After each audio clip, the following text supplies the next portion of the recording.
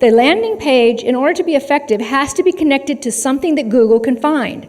So Google has found your main domain, it spiders your domain, and it's going to go one level down on the links. One level down. It's not going to go to the next level down and then the next level down on your links and the next level down. Like you have a page that links to a page that links to a page. So you need to connect your landing page one level down on your website. One level down. If your site is not mobile, you are downgraded about 25%. Just to give you an idea why Google downgrades if you're not mobile optimized, is open it up on your iPhone, go to the web on your smartphone, take a look at your web page and see what it does on a smartphone. That's why Google downgrades. They downgrade for the fact that it will not shift to a navigation system that's just a little set of hash mark lines, and you click on those and then it opens up the full menu, right? So it needs to truncate that into an icon, and it also needs to stack images and stack titles so that it flows down the page in a logical manner, and it's still readable, so you don't want your font to suddenly look like a miniature version of your website where the font's itsy-bitsy. Labels and decals. One of the other things that didn't get added on to this particular slide, but one of the fastest growing marketplaces, and you might have heard it, and you might have read about it, and you might have heard about it here at this particular convention that was taking place down the street. Short-run packaging. Short-run packaging with 18-point stock, 24-point stock. It's that stock that, again, goes for this short run because they're developing a new product and they only want to run 1,000. Or they want to run 5,000. And they don't want to put it on a Gorvier machine that's going to run 100,000 or 50,000 or 1,000,000 of that particular item. They want that short run packaging. And if you notice what's happening in packaging today, it is a lot of short run. What do you think all the labels are coming from for the microbreweries? You got it. From HPs or other presses that are going to run labels, and they're applying those to those type of breweries. It's a great area and niche to look at and take a look at for opportunities to sell a different product from a label standpoint.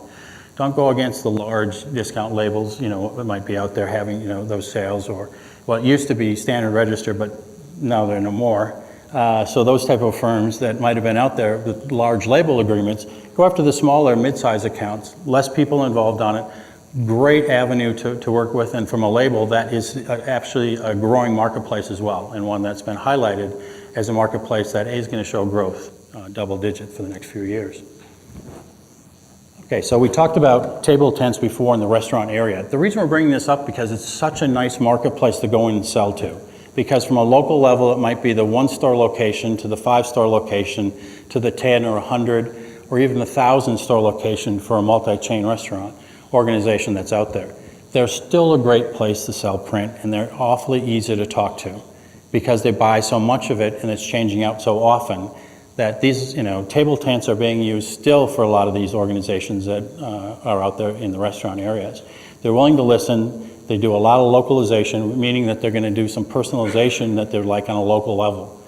If you can get into 1 or 2 of the locations, or even a location that you have someone that owns 15, 20, even 30 stores, let's say for Burger King, they're still looking for other solutions to talk to people on a local level to say, hey, look, we've got some local campaigns that we'd like to do. We've got some local things that we'd like to have.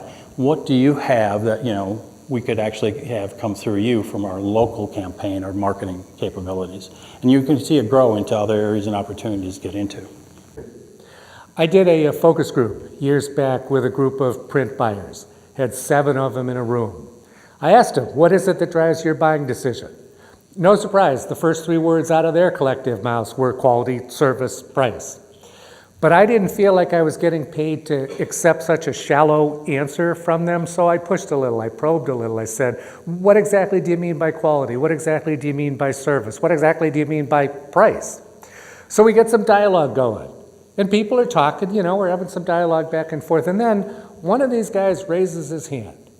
And he's sitting there with his hand raised, and somebody's talking. When that person finished talking, I nodded at the person raising his hand. He said, I'm having an epiphany, he said.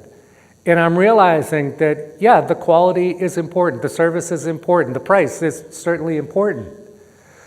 But all of that is secondary, because all of these salespeople, they come in and they tell me that it's going to be great, I'm going to be happy, the quality is going to be wonderful. Do I believe them? That's what it comes down to. And then everybody else in the room starts saying, oh yeah, that's right, it's all about trust. So You don't have to go into this worrying about if you're going to get the pricing right. You don't have to go into this worrying about will you be able to deliver a quality product and deliver it on time. Truthfully, you got Zoo Printing for that. They'll take care of the quality, they'll take care of the service. Just don't make any promises that you or they aren't going to be able to keep. You do have to be concerned if somebody says, can you have them for me this afternoon? But it comes down to trust more than anything else, and true or false, you already got customers that trust you? All right.